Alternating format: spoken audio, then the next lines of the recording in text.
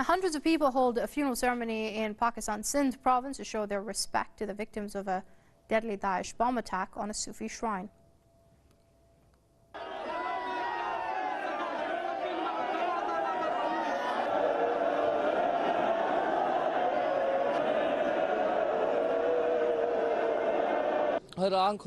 Every eye is weeping.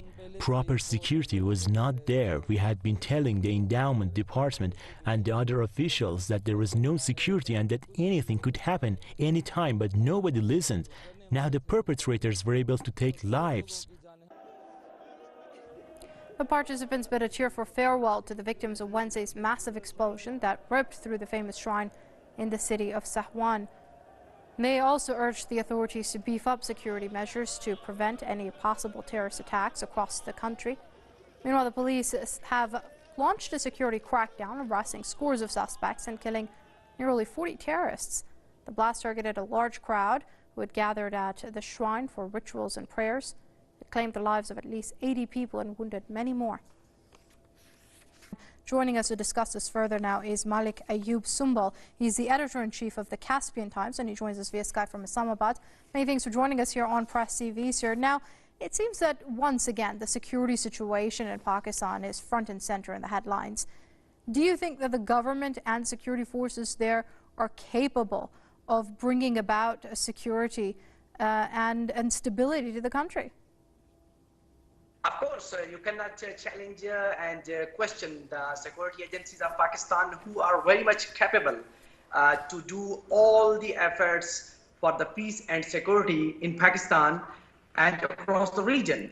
But the issue is this, that in the aftermath of this China-Pakistan economic corridor, such kind of the incidents are actually the part of the larger conspiracy to defame the improving image of Pakistan regarding the economy.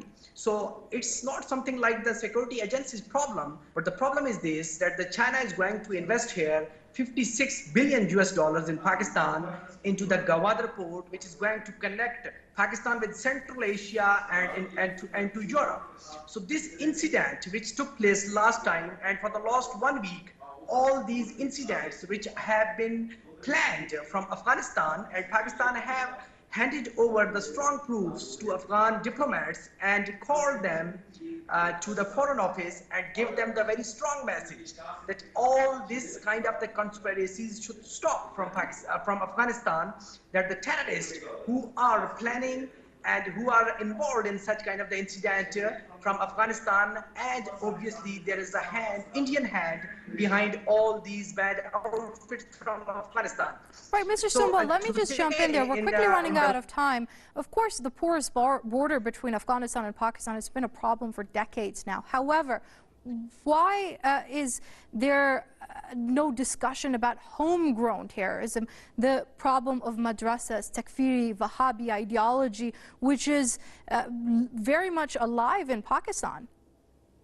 Of course, your question is absolutely right, that Pakistan is there are the Wahhabi elements and there are the extremist hardliners who have religious affiliations. But if you remember, the previous army chief, Rahim Sharif, he has taken a very grand operation against all the militants in Pakistan, and they have crushed. And there was the madrasa reforms in Pakistan.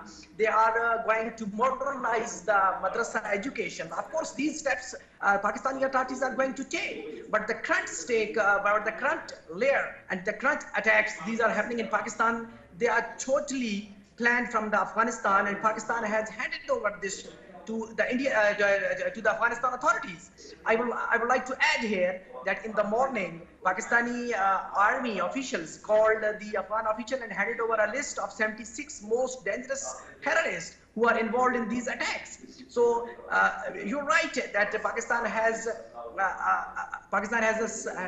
a drawback of the Wahhabi elements. So no one can deny this, that there is a deadliest history in Pakistan of the sectarian violence, and there have been attacks on the Shias in Pakistan, and the recent attack is also a conspiracy to connect all this kind of incident with the sectarian violence, because Pakistan has a big number of the Shia population, but the Pakistani authorities, the government, is equally protecting the Shias and the Sunnis people in Pakistan. So there is not Okay, I any will kind have of to stop you there. Unfortunately, we've run out of time. That's Malik Ayub Sumbal, editor-in-chief of the Caspian Times, joining us via Skype from the Pakistani capital, Islamabad. Mr. Sumbal, thank you very much indeed for your comments here on Press TV.